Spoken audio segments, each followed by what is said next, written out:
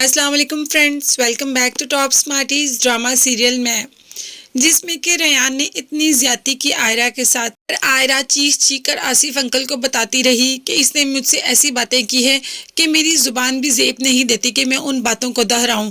लेकिन एंड में आसिफ साहब ने क्या किया कि अपनी बहू का साथ नहीं दिया। साथ तो उन्होंने अपने दामाद का ही दिया, हाँ, लेकिन आयरा को इस घर से निकलने का कह दिया और अब आयरा इस घर में रहना भी नहीं चाहती।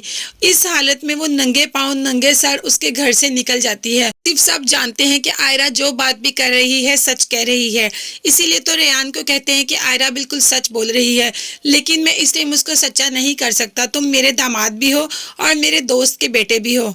अब जैसा मैं कहूँगा तुमने वैसा ही करना है। ऐद और मुबशरा भी वापस आ जाते हैं और जब पता चलता है रेयान और मुबशरा के डैड को इस बात का, तो वो कहते हैं अगर वो लड़की इल्ज़ाम लगा रही है तो वो किसी और पर नहीं, वो मुझ पर इल्ज़ाम लगा रही है। मेरे बच्चों को कुछ कहना मतलब मुझे कुछ कहना।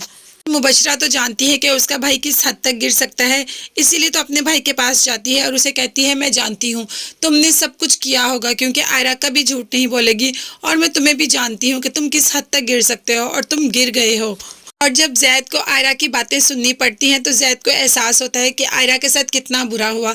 नो डाउट आयरा के साथ वाकई ही बुरा हुआ और एंड पे घर भी उसी को छोड़ना पड़ा। आयरा ने आज कहा जैद से तुम मेरा साथ दो और फौरन ही जैद के बाप ने कह दिया अगर तुम उसका साथ दोगे तो तुम अपनी बहन के साथ नाइंसाफ़ी करोगे, तुम हमारे साथ नाइंसाफ़ी करोगे। तो क्या जैद आयरा को इंसाफ दिलाएगा या अपने बाप और बहन का साथ देगा?